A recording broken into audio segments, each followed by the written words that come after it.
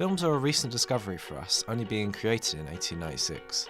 And since then we have managed to take it from short silent black and white films into being able to enjoy them at a higher quality and enjoyable classics, some of which were filmed around London. Join us on our tour as we head for our first location. You are now looking at the main tourist attraction for London.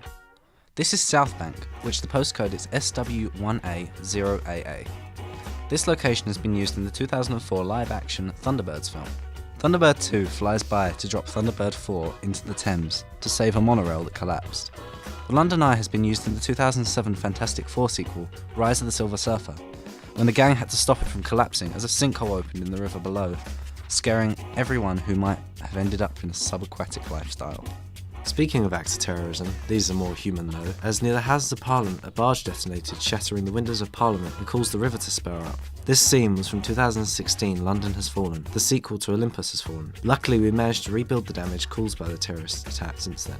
Next up is a classic sci-fi horror 28 Days Later, which featured Westminster Bridge as one of the many desolate and eerie landmarks and backstreets Jim wanders around confused and out in the first scenes upon his awakening in this quiet and baffling predicament. Here we are at the Millennium Bridge, SE19JE. If the bridge wobbles, it could be those Death Eaters coming for a second hit. The scene sees the Death Eaters fly through London and towards the bridge. This is the bridge that the Death Eaters made plummet into the River Thames. The bridge is shown wobbling with many people crossing at the time, and the Death Eaters cause the cables to break and letting it fall into the Thames. The Millennium Bridge was also featured in Guardians of the Galaxy Volume 1. The bridge was present in the main city in Xandar, as the planet is under attack by the son of Thanos, who possesses the power of an Infinity Stone at this point. The bridge was also adjusted using CGI to make it look more futuristic. It's a shame that this bridge is always featured in scenes of destruction. Here we are at the location of the Kingsman Tailors, the main branch of the spy organisation. Savile Row is home to the Huntsman and Sons, which acted as the set for the tailor scenes in Kingsman the Secret Service. Huntsman and Sons had their windows replaced with special made windows for the film.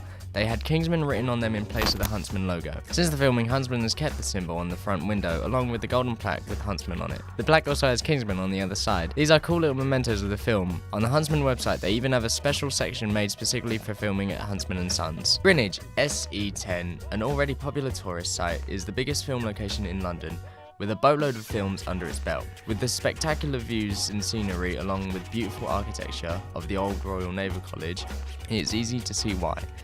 If the Kai Sark, the Royal Observatory and Greenwich Market are not enough reasons to visit, then you can always check out the film locations of many big screen blockbusters. Now You See Me 2's final trick was mostly filmed in Greenwich. The film sees Atlas on the grounds of the old Royal Naval College playing with the rain, Lula dismembering pigeons outside the Cutty Sark, and Jack playing with the large-scale game of Find the Lady in Greenwich Market. We also see Merritt walking through the pillars at Greenwich, being followed by his brother. In the film, it shows them on the map on the other side of the water.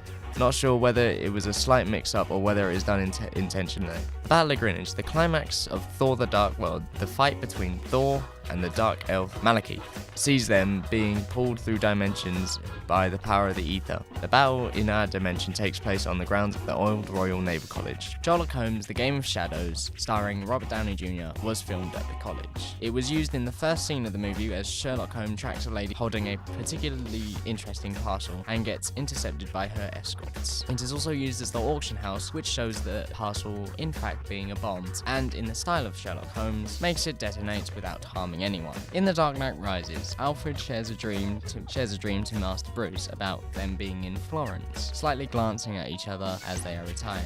Now it may be surprising, but they didn't fly to Florence for these two scenes. No, they were shot in the Royal Naval College. We know this because of the pillars on each side, as they are a distinct gift. Everyone likes pirates. They pillage, steal, and drink pretty much 24/7, and sometimes get cursed or chased by octopus-faced monsters. They are the outlaws of the ocean. And what better one to focus on than good old Jack Sparrow? Yes, Pirates of the Caribbean on Stranger Tides was also filmed here. In fact, the exterior and the interior were used for filming. The painted halls were used when Jack Sparrow got captured and taken to the King, where subsequently he met Barbossa again. Then, in true pirate style, he exited swiftly using a chandelier and made it outside to the exterior, where he jumped onto a carriage and fled. Onto a more righteous film in our tour, a liberating film with scenes where you hear people sing about hearing people sing. Yes, the one and only musical of 2012, Les Miserables, also known as Les Mis. The scene I'm hinting at is when the song Do You Hear the People Sing is being performed and Eddie Redmayne climbs on top of a carriage and waves a flag for the people. This scene is also more commonly known because of the large elephant in the background, which was also placed on the college grounds for filming.